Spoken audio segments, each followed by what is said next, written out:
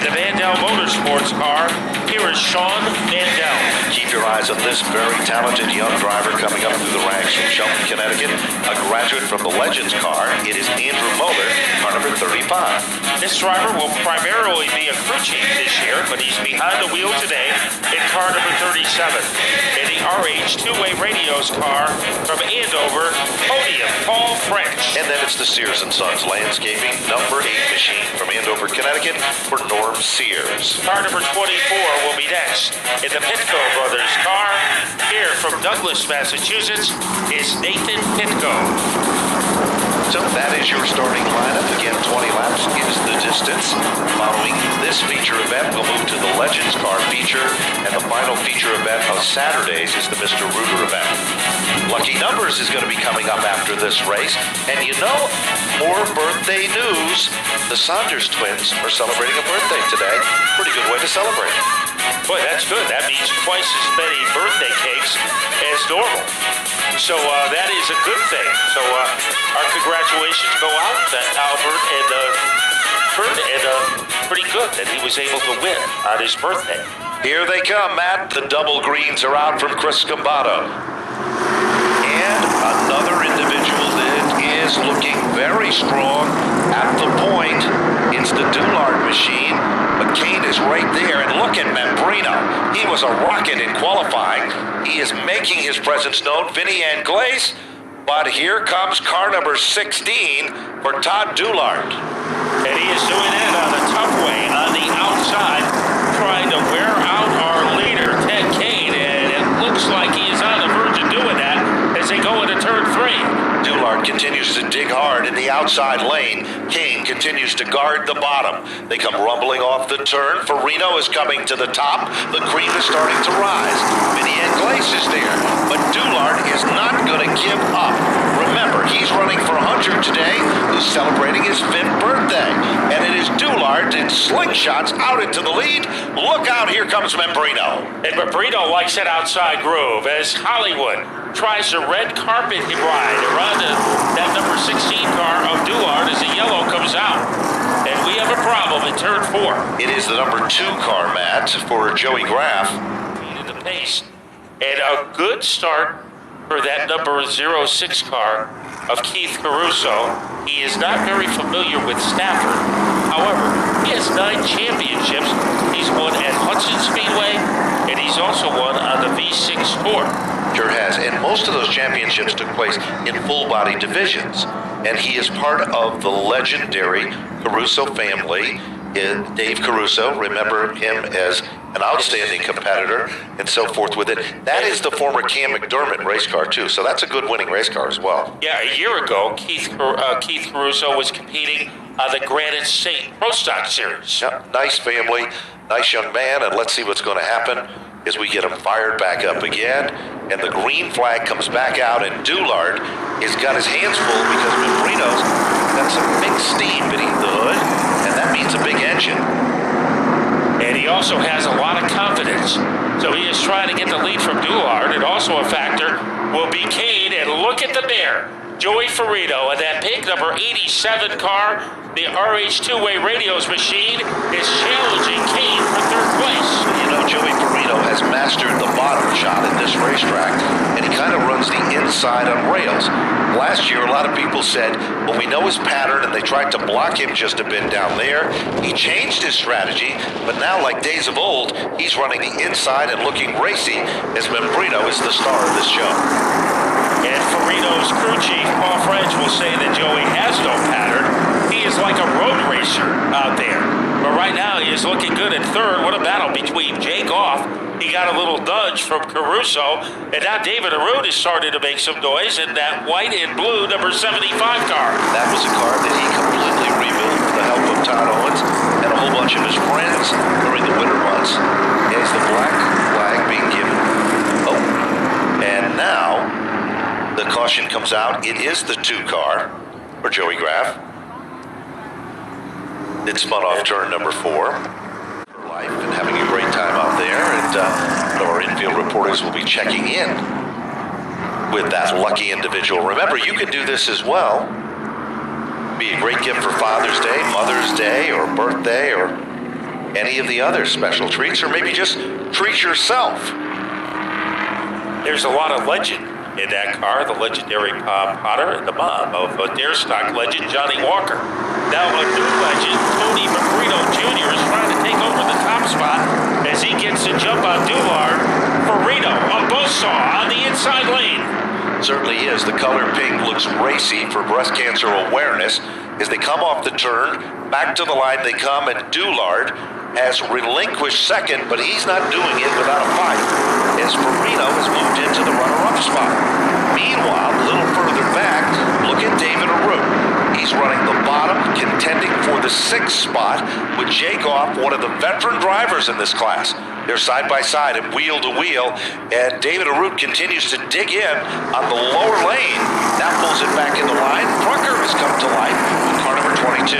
This is impressive. David Arute has had SK1 experience, but not at Stafford, as he is holding his own, currently running in the number 7 spot. He is being hounded from behind by Wesley Prucker, but the battle is about to heat up between two guys who have done it before. Tony Mabrino Jr., he is leading by about the length of a pretzel stick over Joey Farino, and not far behind is Doulard. This time, cross flags on the starter stand indicate half of the event is all but history. Back off turn number 4, Mabrino's still the leader, but Farino is really giving him a workout on this sunny afternoon here in Stafford as he continues to apply the pressure. Now look a little further back in the field, Vinny Anglaise in the 4th spot. Behind him is Kane, and then it's Jay Goff, and right there is David Arute.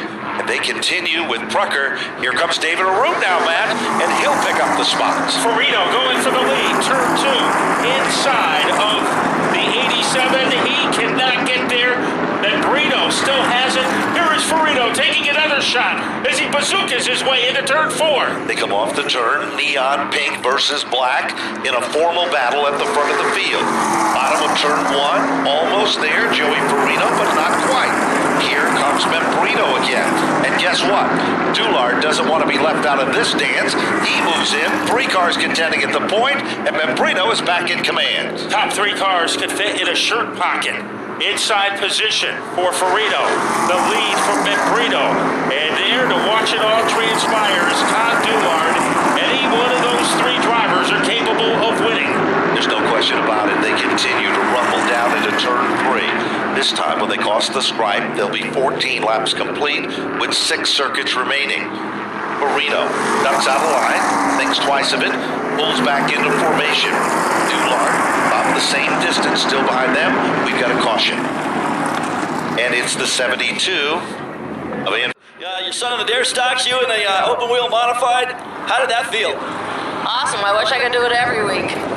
Well, you're with one of the best, Bob Potter behind the wheel. First of all, Maddie, thanks a lot. And we hope to see you again in the 2-seater. All right. Thanks. Have a great day. Race fans, get your ticket to ride the 2-seater here at Stafford Motor Speedway. And what a great ride it is. You can tell by her reactions as well. Paul French is down on pit road with the number 37 car. Get ready. It's the final 6. And it's not over with by any stretch of the imagination here. Mabrino has been strong. Farino has been impressive. Doulard has been a contender. Vinny Anglaise has been a factor. And then Kane is there with Goff, David Arute, and Prucker. Here they come, and there's the green. And this time, it appears that they are almost dead even, Matt, as they head to turn 1. But as they go into turn number 2, advantage Tony Mabrino Jr. Here comes Doulard to the inside of Farino. Remember, Farino's happy zone is the inside. That's where he is, challenging for the lead. He thinks twice of it, then sees daylight, then he'll try to make a bid for it as he works his magic there. Doulard's got Vinny Anglaise on the outside of him. Mabrino still in command, 15 of 20. Meanwhile, further back, David Arute challenges the Goff machine. Kane's just in front of them. Mabrino comes back to the stripe, is still the leader, but Farino isn't about to give up. And Mabrino knows what Farino likes to do. Make that bold move on the inside. So Mabrino has to be prepared for that. Great battle for 3rd and 4th between Doulard and Vinny Anglaise. Now on the outside of Ted Kane is Jay Goff. So the Goffster has some adrenaline left. 3 laps to go. And leading by a sliver is Tony Mabrino Jr. Farino tried everything to get to the bottom of turn 1 first. It just didn't pay off that circuit by. Membrino starts to string it out just a bit. Doulard has moved back into the third spot. Vinny Anglais is challenging. Obstacle sticks are up, 2 to go. Further back, David Arute and Jake Off are side by side and wheel to wheel. The question is, when will Joey Farino make his move? He said the points don't mean anything to him. It's only about the checkers. Membrino giving him a little daylight on the inside. So they whirlwind their way off the corner. One more lap to go in the shootout between Membrino and Farino. There's no question about it. This is the one that's going to count the most. Off the second turn, Membrino starts to string it out just a bit. Farino, if he's been saving anything, he's got to show those high cards now.